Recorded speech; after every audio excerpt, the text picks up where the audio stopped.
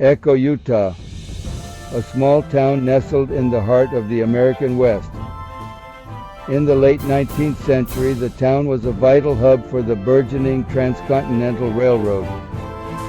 My people were railroad people. Locomotives, those iron horses of the industrial age, roared through, leaving trails of smoke against the majestic backdrop of the Wasatch Mountains. Echo was more than a stop on the map. It was a testament to human ambition and the relentless march of progress. The town owed its birth to the iron rails that snaked across the nation, connecting east to west. The arrival of the railroad in 1869 transformed Echo. Previously a peaceful valley inhabited by the Shoshone people, it quickly grew into a bustling hubbub of activity. Homes, businesses, and saloons sprung up, eager to cater to the needs of the railroad workers and travelers passing through. The population swelled, a mix of laborers, engineers, merchants, and dreamers, all seeking their fortune in this newly opened frontier. My people were railroad people. The railroad's arrival in Echo was not without its challenges. The town sat at the foot of the Wasatch Mountains, a formidable barrier that tested the limits of engineering and human endurance. Ascending the steep grades of the Wasatch Pass required immense power, and the steam locomotives of the era were thirsty beasts. Echo, with its strategic location and access to vital resources, played a crucial role in keeping those iron horses running. Water, the lifeblood of the steam engine, was abundant in Echo. The Weber River, flowing down from the heights of the Wasatch, provided an ample and reliable source. Massive water towers, their silhouettes looming large against the skyline, were erected to replenish the locomotive's boilers. These towers, symbols of industrial might, became iconic landmarks of the town. Sand was another crucial resource for the steam locomotives.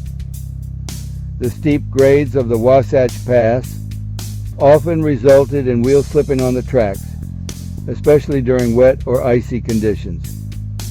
Echo, with its proximity to ample sand deposits, became a key supplier for the railroad.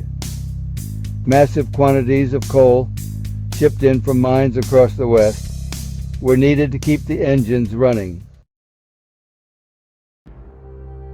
The Wasatch Mountains, a majestic range that dominates the landscape of northern Utah, presented a formidable obstacle to the westward expansion of the transcontinental railroad. Towering peaks, some reaching elevations of over 11,000 feet, cast long shadows over the valleys below. The Wasatch Pass, the chosen route for the railroad, was a treacherous passage. Steep grades, sharp curves, and the ever-present threat of avalanches made it a challenge for even the most skilled engineers. Winter in the Wasatch brought its own set of challenges. Heavy snows, often measuring in feet, could blanket the mountains, burying tracks and halting rail traffic for days. Avalanches, though sudden and deadly torrents of snow, posed a constant threat. Overcoming the Wasatch was a monumental task, but the railroad engineers and workers, driven by a pioneering spirit, met each challenge head-on. They bored tunnels through solid rock, constructed massive trestles to span deep canyons, and erected snow sheds to protect the tracks from avalanches. The Wasatch, though formidable, was being tamed. One of the most impressive engineering feats along the Wasatch Pass was the construction of the Devil's Slide. This section of track carved into the side of a steep mountain featured two parallel tracks running side by side resembling a giant slide. Trains inching their way along this precarious stretch of track offered passengers breathtaking views of the valley below. Workers faced the constant threat of rockfalls, avalanches, and treacherous working conditions. Life in Echo, Utah revolved around the railroad, but it wasn't solely defined by it. Beyond the hustle and bustle of the rail yard, a community thrived. Families put down roots, businesses flourished, and a sense of community emerged. Echo's social life centered around the town's saloons, dance halls, and community gatherings. These places provided respite from the hard work and often harsh conditions, offering opportunities for socializing and entertainment. Despite its remote location, Echo boasted a surprisingly diverse population. Railroad workers, merchants, miners, and adventurers from all walks of life converged in this bustling railroad town. The town's streets were a melting pot of cultures and languages, reflecting the broader demographic shifts occurring across the American West during this period. As the years passed and the age of steam began to fade, Echo's importance as a railroad hub diminished. The mighty steam locomotives, once symbols of progress and power, were gradually replaced by diesel engines. Echo, like many railroad towns across the West, had to adapt to survive. The town's fortunes may have declined with the railroad, but its legacy lived on. The buildings, some dating back to Echo's boomtown days, stood as silent witnesses to a bygone era. The stories passed down through generations kept the memory of the town's railroading past alive. The town, nestled at the foot of the Wasatch Mountains, found new life as a destination for outdoor enthusiasts and history buffs alike. The mountains, once a formidable barrier, became a source of recreation and adventure.